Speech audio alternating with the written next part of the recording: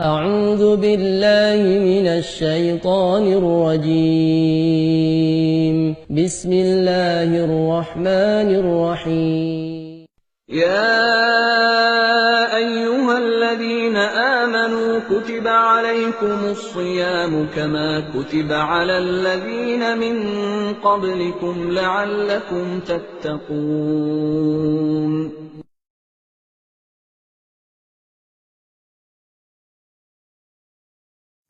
بسم الله الرحمن الرحيم. الحمد لله رب العالمين والصلاة والسلام على أشرف الأنبياء والمرسلين نبينا محمد وعلى آله وصحبه ومن تبعهم بإحسان إلى يوم الدين. أما بعد، أيها الإخوة أيها الأخوات رحمكم الله. Masih dalam majlis dalam menyambut bulan Ramadan, yakni majlis yang kita kumpulkan ilmu dan juga wawasan sebagai bekal kita menyambut bulan Ramadan. Dan kita sudah lalui majlis-majlis sebelumnya, yakni yang berkaitan dengan persiapan, salah satu persiapan kita menghadapi bulan Ramadan. Di antara yang kita rincikan bahasannya, yakni yang berkaitan dengan Sya'ban, di mana kita disebutkan Rasulullah SAW mempersiapkan diri dengan banyak-banyak berpuasa pada bulan tersebut. Dan juga kita dah sebutkan masalah yang berkaitan dengan nisfu Sya'ban yang ada pada bulan Sya'ban tersebut. Dan sekarang kita masih di tarikh 11 Sya'ban, jadi berapa hari lagi akan nisfu Sya'ban. Jadi intinya dah kita sebutkan bahwa Allah Subhanahu wa taala memberikan keutamaan pada malam tersebut, yakni keutamaan yang am, keutamaan yang umum. Dan Allah Subhanahu wa taala disebutkan dalam hadis tersebut, dah kita rincikan masalah ini, yakni Allah Subhanahu wa taala akan mengampuni makhluknya, yakni dalam riwayat memberikan luang waktu oleh Allah Subhanahu wa taala kepada orang-orang kafir. Kemudian juga mengampunkan seluruh kaum mukminin, kaum muslimin, kecuali dua jenis orang yang kita sebutkan dalam hadis tersebut. Yang pertama adalah orang musyrik, dan yang kedua adalah orang yang bermusuhan.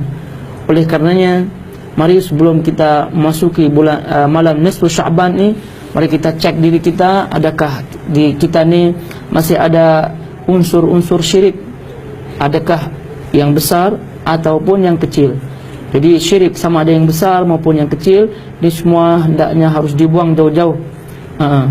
Lepas tu kita cek adakah kita ada permusuhan mungkin dari kawan-kawan, dari orang-orang yang dekat maupun jauh. Itu semua kena cek supaya kita mendapatkan keutamaan dan ampunan pada malam nisfu Sya'ban. Dan dah kita sebutkan masalah qiyam nisfu Sya'ban, menghidupkan nisfu Sya'ban. Yang sahih adalah tidak ada kekhususan yang berkaitan dengannya, baik qiyam, baik menghidupkan ataupun puasa pada hari tersebut. Dan ini adalah qaul yang mengikut dalil. Sebab itu kita kalau ingin bangun malam pada nisfu Sya'ban, silahkan bangun dengan normal, tapi tak ada niat-niat yang khusus, tidak ada niat-niat yang lain. Jadi sekali lagi, yang syarat mutlak adalah hilangkan syirik, sama ada syirik besar maupun syirik kecil, itu yang mutlak. Lepas tu hilangkan permusuhan. Adapun kalau dua syarat ni tak dipenuhi, walaupun 1000 rakaat, walaupun 100 rakaat, walaupun berpuasa hari-hari, tapi dua syarat mutlak ni tak dipenuhi, jadi Allah pun tak akan maafkan, ampuni orang tersebut. Jadi itu untuk Sya'ban. Dan mudah-mudahan Allah Subhanahu wa taala memberikan kita taufik untuk selalu mempersiapkan diri dan juga berjumpa dengan Ramadan dengan penuh persiapan. Dan Allah Subhanahu wa taala menjadikan Ramadan kita tahun ini Ramadan yang sukses, yang sempurna, yang dimana kita mendapatkan di situ rahmat, pengampunan dan itqun minan nar, yakni kita dijauhkan dan dibebaskan dari api neraka. Jadi Sya'ban, dari Rajab, Sya'ban itu adalah persiapan bulan Ramadan. Salah satu persiapan yang khusus kita sebutkan adalah puasa. Dan tidak hanya itu sebagai persiapannya, karena bulan Ramadan adalah bulan mausimul khair.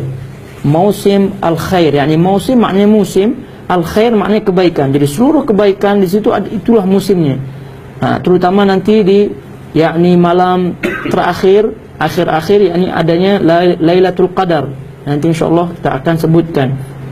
Jadi tudha'af al-a'mal, amal-amal, nilai-nilai amalan dilipat gandakan di situ.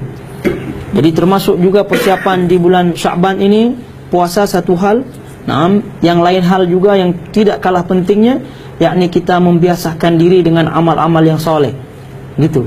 Jadi termasuk persiapannya adalah membiasakan diri mengamalkan amal-amal yang soleh, sehingga nanti pada bulan Ramadan tiba, jadi amal-amalan tersebut ringan untuk kita buat.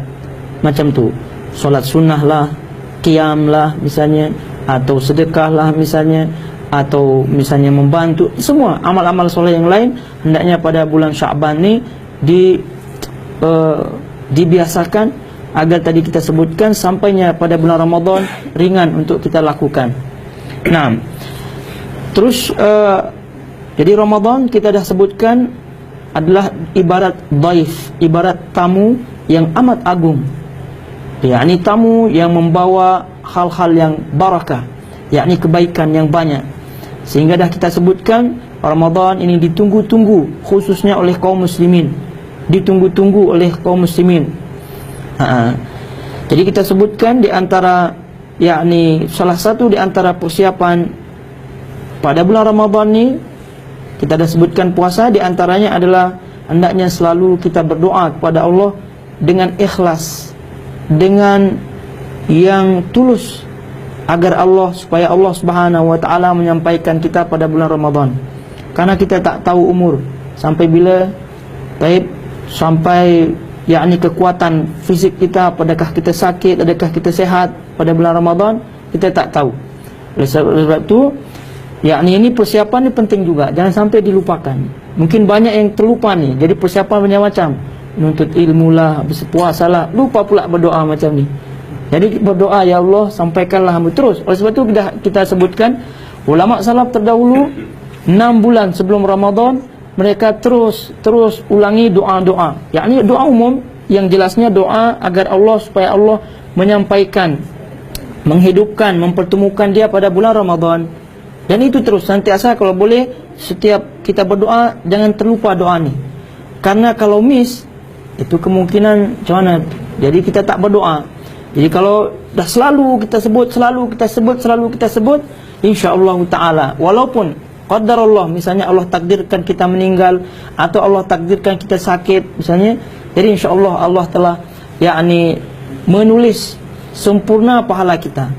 Jadi dalam hadis yang sahih riwayat Imam Bukhari dan juga riwayat Muslim dari sahabat Abdullah bin Abbas radhiyallahu taala anhuma, Nabi alaihi salatu wasallam menyebutkan, man hamma bi hasanatin falam ya'malha kutibat lahu ajrun kamilah, atau kama qala sallallahu alaihi wasallam. Di hadis muttafaq alaih riwayat Bukhari Muslim dari sahabat Ibnu Abbas, Rasulullah SAW menyebutkan, barang siapa yang berniat, barang siapa yang berniat, tentu niat yang shadiq, yang benar gitu ya, untuk melakukan suatu amal yang soleh, lepas tu dia tak sempat, tak boleh melakukan amal soleh tersebut karena suatu hal, maka Allah Subhanahu wa taala menulis baginya pahala full, pahala yang penuh bagi amalan yang dia ingin lakukan tersebut.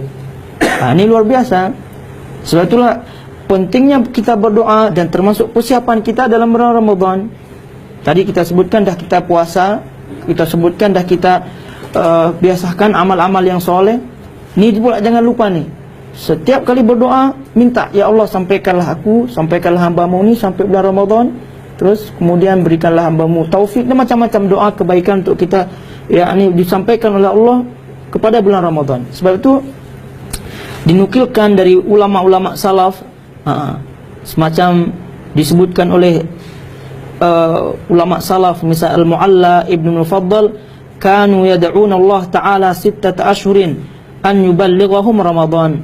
Mereka ulama-ulama salaf dahulu dari sahabat tabi'in gitu ya, tabi'in, mereka berdoa kepada Allah 6 bulan sebelum Ramadan. Jadi 6 bulan sebelum Ramadan mereka dah selalu berdoa agar Allah Subhanahu wa taala menyampaikan mereka kepada Ramadan. Karena tadi kita sebutkan kita tak tahu umur tu sampai bila, dan dah kita saksikan banyak kenyataan di mana kawan-kawan kita tadi tu hari kita sama-sama duduk, sekarang dah tak ada lagi. Tak jumpa lagi Ramadan macam tu. Jadi itu adalah suatu kerugian, dan ini adalah suatu kesempatan emas bagi kita untuk meraih kemenangan pada bulan Ramadan. Sehingga sekali lagi persiapan kita ini adalah berdoa dengan tulus, ikhlas, dengan ingin betul-betul berjumpa dengan Ramadan. Dan kalaupun Allah menakdirkan tadi, insya-Allah tadi kita akan masuk biidznillah ta'ala dalam hadis tadi, riwayat Bukhari dan Muslim, sahabat Ibnu Abbas. Dan juga yang mirip-mirip dengan riwayat ini adalah misalnya riwayat Nabi SAW dalam riwayat Imam Muslim. Nabi SAW menyebutkan dalam bab mati syahidlah. Jadi Nabi SAW menyebutkan, man sa'alallah asy-syahadah, barang siapa yang minta kepada Allah Subhanahu wa taala dengan ikhlas untuk mati syahid, walaupun dia tak mati syahid, kata Rasulullah SAW, ballaghahullah manazil asy-syuhada wa in mata ala firasyih. Jadi orang ini akan Allah Subhanahu wa taala sampaikan, berikan kedudukan orang yang mati syahid walaupun dia mati di atas katilnya, walaupun mati di atas tempat tidurnya. Tapi syaratnya betul-betul ingin mati syahid, betul-betul, dan dia lakukan sebab-sebabnya. Macam kita ni sekarang, kita terus berdoa kepada Allah agar Allah sampaikan kita pada bulan Ramadan. Doa tersebut diiringi dengan usaha. Maksudnya kita ada usaha puasa bulan Syakban, kita usaha misalnya amal-amal soleh yang lain. Doa sesuai dengan amalan. Amalan kita ni membenarkan keinginan kita agar kita sampai pada bulan Ramadan. Tapi kalau hanya setakat doa saja, tidak ada bukti dari amalan, itu pun tak betul juga. Jadi yang betul adalah kita berdoa dan betul-betul ingin nampak bukti dari pengamalan, wujud dari pengamalan ada, sehingga itulah yang akan ditulis walaupun kita tidak sampai buat amalan tersebut. Jadi walaupun misalnya qadarullah, misalnya Allah berikan kita sakit misalnya, atau mungkin kita safar misalnya, atau naudzubillah misalnya qadarullah meninggal misalnya, itu pun insya-Allah biidznillah Allah memberikan kita dah poin full pada bulan Ramadan, karena kita dah minta dengan sungguh dan kita telah buktikan dengan amalan kita bahwasanya kita ingin berjumpa dengan bulan Ramadan, kita ingin beramal penuh di pada bulan Ramadan. Dan masyhur doa yang dinukilkan dari Yahya bin Abi Katsir, seorang ulama salaf terdahulu dari tabi'in, dari golongan tabi'in, masyhur dinukilkan oleh para ulama doa ini dari ulama tabi'in Yahya bin Abi Katsir. Apa doanya? Allahumma sallimni ila Ramadan wa sallimni Ramadan wa tasallamahu minni mutaqabbala. Ini doa mereka. Jadi ini doa maknanya benar. Jadi katanya Allahumma sallimni ila Ramadan, ya Allah sampaikanlah hambamu ni ke Ramadan, hidupkanlah hambamu ke Ramadan. Wasallim li Ramadana, dan berikanlah hambamu taufik untuk beramal soleh pada bulan Ramadan. Watasallamahu minni mutaqabbala, dan terimalah amal soleh hambamu itu pada bulan Ramadan. Watasallamahu minni mutaqabbala, dan makbulkanlah dan terimalah amal-amal soleh hambamu pada bulan Ramadan. 3 hal di sini yang diminta, sampaikan ya Allah hambamu ini pada bulan Ramadan. 1, habis itu berikan taufik kepada hambamu untuk beramal soleh pada bulan Ramadan. Habis itu yang terakhir, terimalah amal-amal hambaku pada bulan Ramadan. Ini 3 hal. Kalau tak tahu misalnya bahasa Arabnya, tak apa, bahasa Melayu pun tak apa, macam tu. Atau mungkin tak tahu bahasa Melayu, bahasa kampung pun tak apa. Yang penting maknanya betul. Jadi 3 hal ni diminta ni. Sampaikan pada bulan Ramadan, minta untuk disampaikan pada bulan Ramadan, minta untuk diberikan taufik beramal soleh pada bulan Ramadan. Sebab kalau tanpa taufik dari Allah, susah juga macam mana nak beribadah macam tu. Lepas tu yang 3, minta agar Allah Subhanahu wa taala terima amal soleh tersebut. Sebab itulah yang masyhur setelah Id kita sebutkan apa tu? Taqabbalallahu minna wa minkum shalihal a'mal. Taqabbalallahu minna wa minkum. Nah, jadi doa agar Allah mengabulkan amal-amal soleh kita pada bulan Ramadan. Jadi 3 ni diminta terus. Yang dari sekarang dan sampai bulan Ramadan, ni 3 hal jangan sampai lupa diminta kepada Allah. Yakni agar kita disampaikan satu, berikan taufik untuk beramal soleh bulan Ramadan, agar kita kuat di situ bulan Ramadan. Misalnya qiyam, puasa kuat, semua kuat, itu termasuk taufik. Yang termasuk taufik di situ adalah mengamalkan sunnah-sunnah Nabi alaihi wasallam semua. Jadi cakap taufik, dah kumpul di situ. Terus yang ketiga, minta untuk Allah menerima amal-amal soleh itu.